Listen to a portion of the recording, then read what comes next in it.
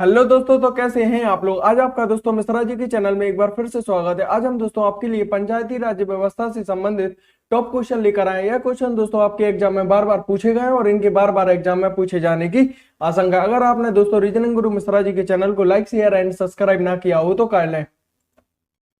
चलिए दोस्तों, आज का पहला क्वेश्चन देखते हैं। भारतीय संविधान के किस संशोधन अधिनियम द्वारा पंचायती राज व्यवस्था को जो है दोस्तों संवैधानिक दर्जा या फिर कानूनी दर्जा प्रदान किया गया था। तो इसका आंसर होगा 73वें संविधान संशोधन अधिनियम के तहत। चलिए दोस्तों, इसी के बारे में एक महत्वपूर्ण फैक्ट देखते हैं।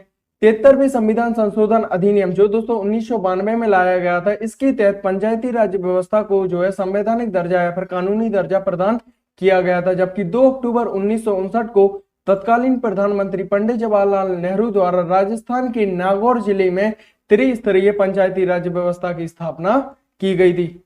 चलिए दोस्तों, अगला क्वेश्चन देखते हैं। अगला क्वेश्चन आप लोगों के लिए है आप, भारतीय संविधान की किस संशोधन ने नगरीय स्थानीय सरकारों को संवैधानिक दर्जा या फिर कानूनी दर्जा प्रदान किया था। तो इसका आंसर होगा 74वें संविधान संशोधन अधिनियम के तहत। चलिए दोस्तों, अगला टॉप क्वेश्चन देखते हैं। नगर पालिका में महिलाओं के लिए कितनी सीटें आरक्षित की गई थी। तो इसका आंसर होगा 1/3 सीटें नगर पालिका में महिलाओं के लिए आरक्षित की गई थी। चलिए अगला क्वेश्चन देखते हैं। भारत में पंचायती राज प्रणाली संविधान की किस अनुच्छेद के अंतर्गत इसे शुरू किया गया था, यानी किस अनुच्छेद में यह कहा गया था कि भारत में एक पंचायती राज व्यवस्था होनी ही चाहिए। तो इसका आंसर होगा अनुच्छेद 40। चलिए अगला क्वेश्चन देखते हैं।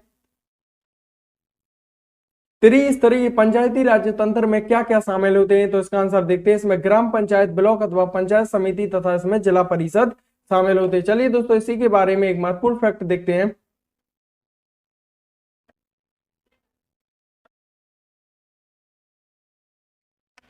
चलिए इसी के बारे में एक महत्वपूर्ण फैक्ट देखते हैं। संविधान की 73वीं संविधान संशोधन अधिनियम 1992 के द्वारा भारत में एक त्रिस्तरीय पंचायती राज व्यवस्था की स्थापना की गई थी। जबकि इसमें ग्राम, ब्लॉक और इसे जिला स्तर पर स्थापित किया गया था। इसमें दोस्तों ग्राम सभा, ब्लॉक अथवा पंचायत समिति तथा इसे जिला परिषद के नाम से भी जाना जाता है। टॉप क्वेश्चन था दोस्तों आपके लिए। चलिए अगला क्वेश्चन देखते हैं। निम्न में से कौन सी संस्था पंचायती राज्य संस्था नहीं है। तो इसका आंसर होगा ग्राम सहकारी सोसाइटी समिति जो है वह पंचायती राज्य संस्था नहीं है। जबकि ग्राम सभा, ग्राम पंचायत और न्याय पंचायत पंचायती राज्य संस्था के नाम से जानी जाती हैं। चलिए अगला क्वेश्चन देखते हैं। भारत में त्रिस्तरीय पंचायती राज प्रणाली का प्रस्ताव सर्वप्रथम किसके द्वारा लाया गया था। तो इसका आंसर होगा बलवंत राय मेहता समिति के द्वारा इसे सर्वप्रथम लाया गया था। चलिए इसी के बारे में एक महत्वपूर्ण फैक्ट देखते हैं। भारत में त्रिस्तरीय पंचायती राज प्रणाली का प्रस्ताव बलवंत राय मेहता समिति द्वारा इसे लाया गया था। जबकि इस समिति का गठन वर्ष 1957 में किया गया था। जबकि बलवंत राय मेहता समिति के अध्यक्ष कौन है। तो बलवंत राय मेहता, इन्हीं के नाम पर बलवंत राय मेहता समिति की स्थापना की। चलिए अगला क्वेश्चन देखते हैं। पंचायत समिति किसके प्रति अपने कार्यों के लिए जवाबदेह होती है। तो इसका आंसर होगा जिला परिषद है। जिला परिषदों के मामले में पंचायत समिति अपने कार्यों के लिए जवाबदेह मानी जाती है। चलिए अगला क्वेश्चन देखते हैं। वर्ष 1977 में किसकी अध्यक्षता के अंतर्गत पंचायत राज्य की जांच करने के लिए एक सहकारी समिति नियुक्त की गई थी। तो इसका आंसर होगा अशोक मेहता समिति। जबकि अशोक मेहता समिति के अध्यक्ष अशोक मेहता ही माने जाते हैं। चलिए अगला क्वेश्चन देखते हैं। किस समिति आयोग ने केंद्र और राज्य संबंध की जांच की थी। तो इसका आंसर होगा सरकारिया आयोग ने। चलिए दोस्तों, सरकारिया आयोग के बारे में एक महत्वपूर्ण फैक्ट देखते हैं। टॉप फैक्ट है दोस्तों आपके लिए। सरकारिया आयोग का जो गठन वर्ष है दोस्तों 1983 में केंद्र और राज्य के मध्य संबंध की जांच तथा उसे सुझाव देने के लिए इसे किया गया था। जबकि सरकारिया आयोग ने जो अपनी पहली रिपोर्ट है वह 1988 में प्रस्तुत की थी। चलिए अगला क्वेश्चन देखते हैं। पंचायती राज प्रणाली पहले किन 2 राज्यों में लागू की गई थी। तो इसका आंसर होगा आंध्र प्रदेश और राजस्थान में। चलिए दोस्तों, इसी के बारे में एक टॉप फैक्ट देखते हैं। भारत में त्रिस्तरीय पंचायती राज प्रणाली का प्रारंभ जो है भाई दोस्तों 2 अक्टूबर 1959 को तत्कालीन प्रधानमंत्री पंडित जवाहरलाल नेहरू द्वारा राजस्थान के नागौर जिले में किया गया था। जबकि आंध्र प्रदेश में इसकी स्थापना 19 नवंबर 1959 में की गई थी। जबकि राजस्थान में इसकी स्थापना 2 अक्टूबर 1959 को की गई थी। चलिए अगला क्वेश्चन देखते हैं। अगला क्वेश्चन आप लोगों के लिए रहा, राजस्थान एकमात्र ऐसा पहला राज्य है जिसमें स्थानीय स्वशासन को प्रारंभ किया गया था। चलिए अगला टॉप क्वेश्चन देखते हैं। पंचायती राज्य सिद्धांत किस सिद्धांत पर आधारित होता है? तो इसका आंसर होगा सत्ता के विकेंद्रीकरण पर। सत्ता के विकेंद्रीकरण पर पंचायती राज्य व्यवस्था को अपनाया गया है। चलिए इसी के बारे में एक फैक्ट देखते हैं। पंचायती राज व्यवस्था का जो प्रारंभ है दोस्तों 2 अक्टूबर 1959 को राजस्थान के नागौर जिले में किया गया था, जबकि 73वीं संविधान संशोधन अधिनियम 1992 के द्वारा पंचायत को क्या संवैधानिक दर्जा या फिर कानूनी दर्जा प्रदान किया गया था। पंचायती राज व्यवस्था का जो प्रमुख कार्य होता है वह जनता के विकास में जन भागीदारी एवं लोकतांत्रिक विकेंद्रीकरण को क्या करना होता है दोस्तों? सुनिश्चित करना होता है। चलिए दोस्तों अगला क्वेश्चन देखते हैं।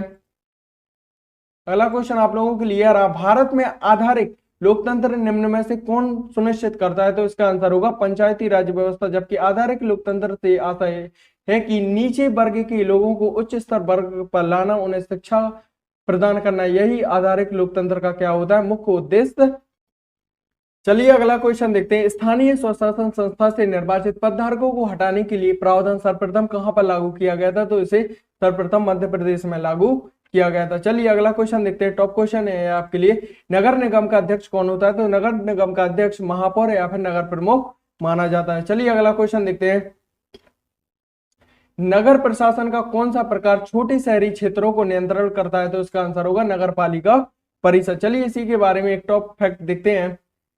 नगर पंचायत वह पंचायत कहलाती है कि इसके अंतर्गत ऐसे क्षेत्र जो ग्रामीण क्षेत्र से क्या हो रहे हैं, नगर क्षेत्र में परिवर्तित हो रहे हैं, उसे नगर पंचायत के नाम से जाना जाता है। जबकि नगर परिषद छोटे नगर क्षेत्र के लिए जानी जाती है और नगर निगम बड़े नगर क्षेत्र के लिए इसे जाना जाता है। चलिए अगला क्वेश्चन देखते हैं। अगला क्वेश्चन आप लोगों के लिए रहा, भारतीय संविधान के किस भाग में पंचायती राज्य से संबंधित प्रावधान है? तो संविधान के भाग 9 में 73वीं संविधान संशोधन अधिनियम 1992 के तहत पंचायती राज व्यवस्था को जो है संवैधानिक दर्जा या फिर कानूनी दर्जा प्रदान किया गया है। चलिए अगला टॉप क्वेश्चन देखते हैं। भारतीय संविधान के किस भाग में नगर पालिकाओं से संबंधित प्रावधान है? तो संविधान के भाग 9 का में नगर पालिका से संबंधित बात की गई है। चलिए अगला क्वेश्चन देखते हैं। अगला टॉप क्वेश्चन आप लोगों के लिए रहा, संविधान की 11वीं अनुसूची निम्न में से किससे सम्मिलित है? तो संविधान की जो 11वीं अनुसूची है वह पंचायतों के कार्यक्रमों के बारे में बताती है। चलिए अगला क्वेश्चन देखते हैं। अगला टॉप क्वेश्चन आप लोगों के लिए रहा, पंचायती राज व्यवस्था का एक प्रधान लक्ष्य क्या माना जाता है? तो इसका आंसर होगा ग्रामवासियों में शक्ति का क्या करना होता है? विकेंद्रीकरण, यानी उनमें एकता का प्रचार करना होता है। यही पंचायती राज्य व्यवस्था का प्रधान लक्ष्य माना जाता है। चलिए अगला क्वेश्चन देखते हैं। अगला क्वेश्चन यह रहा, टॉप क्वेश्चन है दोस्तों आपके लिए, भारत में निम्न में से किसके अंतर्गत पंचायती राज्य प्रणाली की व्यवस्था की गई? तो इसका आंसर होगा राज्य के नीति निर्देशक सिद्धांत के तहत। यानी जो भी काम पंचायती राज्य व्यवस्था में किए जाते हैं वही काम राज्य के नीति निर्देशक सिद्धांत में भी किए जाते हैं। चलिए अगला क्वेश्चन देखते हैं। अगला क्वेश्चन आप लोगों के लिए रहा, टॉप क्वेश्चन है दोस्तों आपके लिए, 73वें संविधान संशोधन द्वारा संविधान में कौन सी अनुसूची जोड़ी गई है? तो इसका आंसर होगा 73वें संविधान संशोधन द्वारा 73वें संविधान संशोधन अधिनियम 1992 के द्वारा संविधान में 11वीं अनुसूची जोड़ी गई, जबकि 11वीं अनुसूची जो है यह पंचायतों के कार्यक्रमों से संबंधित है। चलिए अगला क्वेश्चन देखते हैं। अगला टॉप क्वेश्चन दोस्तों आप लोगों के लिए रहा, 15वें नंबर का क्वेश्चन देखते हैं। सबसे पहले हम लोग 73वें संविधान संशोधन द्वारा 11वीं अनुसूची में पंचायती राज संस्थाओं को निम्न में से कितने कार्य सौंपे गए? तो लगभग पंचायती राज व्यवस्था में 73वें संविधान संशोधन अधिनियम 1992 के द्वारा पंचायती राज व्यवस्था में 29 कार्य सौंपे गए हैं। चलिए अगला क्वेश्चन देखते हैं। अगला टॉप क्वेश्चन आप लोगों के लिए रहा, 73वें संविधान संशोधन के अनुसार पंचायती राज्य संस्थाओं में अध्यक्ष के कम से कम कितने पद महिलाओं के लिए आरक्षित किए गए? तो इसका आंसर होगा 1/3 सदस्य जो है पंचायती राज्य व्यवस्था में महिलाओं के लिए आरक्षित किए गए हैं। चलिए अगला क्वेश्चन देखते हैं। अगला टॉप क्वेश्चन आप लोगों के लिए रहा, अगर आपने दोस्तों रीजनिंग गुरु मिश्रा जी की चैनल को लाइक शेयर और सब्सक्राइब ना किया हो तो कर लें। चलिए अगला क्वेश्चन देखते हैं। 73वें संविधान संशोधन द्वारा पंचायती राज्य संस्थाओं के लिए किस तरह के चुनाव का प्रदान किया गया है? तो इसका आंसर हुआ इसमें प्रत्यक्ष एवं गुप्त मतदान की बात की गई है, वह भी अशोक मेहता समिति के माध्यम से। चलिए अगला टॉप क्वेश्चन देखते हैं। टॉप क्वेश्चन आप लोगों के लिए रहा, पंचायत के विघटन के उपरांत कौन सी समय अवधि के दौरान जो है नए चुनाव होने ही चाहिए? तो इसका आंसर होगा 6 माह के अंतर्गत लगभग जो है दोस्तों नए चुनाव होने ही चाहिए अगर एक बार पंचायत का विघटन हो जाए। चलिए अगला क्वेश्चन देखते हैं। अगला क्वेश्चन आप लोगों के लिए रहा, पंचायती राज्य संस्थाओं के निर्वाचन के लिए कौन उत्तरदायी होता है? तो इसका आंसर होगा राज्य निर्वाचन आयोग पंचायती राज्य संस्थाओं के निर्वाचन के लिए उत्तरदायी माना जाता है। चलिए अगला क्वेश्चन देखते हैं। भारत के पंचायती राज्य के प्रबल समर्थक कौन थे? तो इसका आंसर होगा महात्मा गांधी, सिद्धराज दांडे और राजीव गांधी। ये सभी चाहते थे कि भारत में एक पंचायती राज्य व्यवस्था होनी ही चाहिए। चलिए अगला क्वेश्चन देखते हैं। अगला क्वेश्चन यार आप लोगों के लिए, भारत में महिलाओं के लिए किसमें स्थान जो है आरक्षित की बात की गई? तो इसका आंसर होगा पंचायती राज्य संस्थाओं में लगभग 1/3 सदस्यों की जो है आरक्षित की बात की गई है। चलिए अगला क्वेश्चन देखते हैं। पहला क्वेश्चन यार आप लोगों के लिए, भारत में पंचायती राज अधिनियम कब लागू किया गया था? तो इसका आंसर होगा भारत में पंचायती राज अधिनियम 24 अप्रैल 1993 को लागू किया गया था। टॉप क्वेश्चन है दोस्तों आपके लिए। अगला क्वेश्चन देखते हैं। अगला क्वेश्चन ये रहा, पंचायत के चुनाव कराने हेतु निर्णय किसके द्वारा लिया जाता है? तो इसका आंसर होगा पंचायत के चुनाव कराने हेतु निर्णय राज्य सरकार के द्वारा लिया जाता है। चलिए अगला क्वेश्चन देखते हैं। भारत में पंचायती राज्य का प्रारंभ कब किया गया था? टॉप क्वेश्चन है। भारत में पंचायती राज्य का प्रारंभ सर्वप्रथम 2 अक्टूबर 1959 को प्रधानमंत्री पंडित जवाहरलाल नेहरू द्वारा राजस्थान के नागौर जिले में किया गया था, जबकि नवंबर में से आंध्र प्रदेश में भी लागू किया गया था। चलिए अगला क्वेश्चन देखते हैं। अगला क्वेश्चन यह रहा, स्थानीय ग्रामीण शासन के रूप में पंचायती राज्य प्रणाली का सर्वप्रथम क्रमानुसार क्या है? तो इसे सर्वप्रथम राजस्थान में लाया गया था 2 अक्टूबर 1959 को और आंध्र प्रदेश में इसे नवंबर 1959 में लाया गया था। चलिए अगला क्वेश्चन देखते हैं। अगला क्वेश्चन यह रहा आप लोगों के लिए, पंचायती राज्य की दृष्टि से महत्वपूर्ण प्रतिवेदन क्या है? तो इसका आंसर होगा बलवंत राय मेहता समिति। बलवंत राय मेहता समिति के माध्यम से ही भारत में पंचायती राज्य व्यवस्था लागू की गई थी। चलिए दोस्तों आज का टॉप क्वेश्चन देखते हैं। टॉप क्वेश्चन आप लोगों के लिए रहा, देश के ग्रामीण क्षेत्र के सामाजिक एवं सांस्कृतिक उत्थान के लिए सामुदायिक विकास कार्यक्रम इसे कब शुरू किया गया था? तो इसका आंसर होगा 2 अक्टूबर 1952 को, जबकि सामुदायिक विकास कार्यक्रम का मुख्य उद्देश्य ही होता है देश में ग्रामीण क्षेत्रों को बढ़ावा देना। चलिए अगला क्वेश्चन देखते हैं।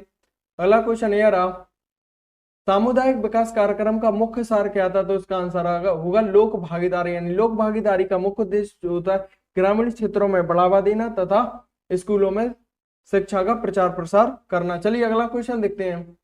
अगला क्वेश्चन यह रहा, सामुदायिक विकास कार्यक्रम की असफलता का मुख्य कारण क्या माना जाता है? तो इसका आंसर होगा सामुदायिक विकास कार्यक्रम की असफलता का जो मुख्य कारण था वह अशिक्षा मानी जाती है, जबकि सामुदायिक विकास कार्यक्रम की शुरुआत कब हुई थी? 2 अक्टूबर 1952 को हुई थी, जबकि 2 अक्टूबर 1952 में भारत में शिक्षा का प्रचार प्रसार काफी गिरा हुआ था।